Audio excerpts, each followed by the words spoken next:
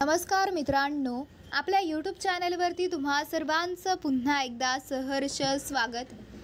मस्साजोगचे सरपंच संतोष देशमुख हत्या प्रकरणातील मुख्य आरोपी सुदर्शन घुले यांच्या शोधासाठी 7 पथके विविध राज्यांसह देशभर रवाना झाली आहेत। सराईत गुन्हेगार असल्याने केवळ तो नेपाळलाही गेल्याची हिस्ट्री समोर आली आहे। नेपाळमध्ये त्यांचं शेवटचं लोकेशन स्ट्रेस झाल्याचे तपास समोर आले। सुदर्शन देश सोडून गेला आहे का याचा तपासही CID करत असल्याची माहिती सूत्रांनी दिली आहे। सरपंच संतोष देशमुख हत्या प्रकरणातील मुख्य आरोपी सुदर्शन घुले यांच्या शोधासाठी CIDने 7 पथके विविध राज्यांसह देशभर रवाना केली आहेत। या अगोदर सुदर्शन घुले हा अनेक गुन्ह्यांमध्ये आरोपी आहे, तसेच एका गुन्ह्यासंदर्भात फरार असताना तो नेपाळला गेल्याची देखील माहिती आहे। त्यामुळे पुन्हा तो नेपाळला जाऊ शकतो का या संदर्भात CIDला संशय आहे। त्यामुळे त्या दृष्टिकोनातून देखील CID तपास करत आहेत।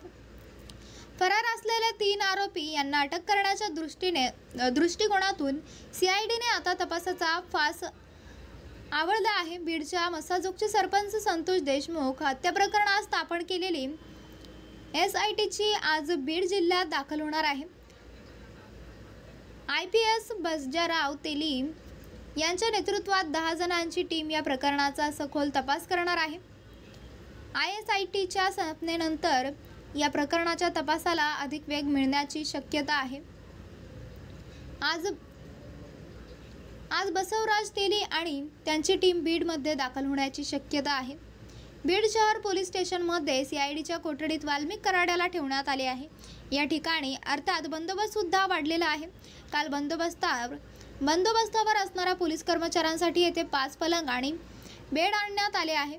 मात्र यावर रोहित पवार यांनी प्रश्नचिन्ह उपस्थित करून आताच कॉट आणि बेड कसे मागवले गेले असा प्रश्न उपस्थित केला। यासोबतच रोहित पवार यांनी या पोलीस स्टेशनमध्ये आता AC सुद्धा बसून घ्या असा खोचक टोला लागवला आहे। या कॉटची कालपासून चर्चा होत आहे। काल 5 आणलेले कॉट आज 4च आहेत, यावर आता चर्चा होऊ लागली आहे।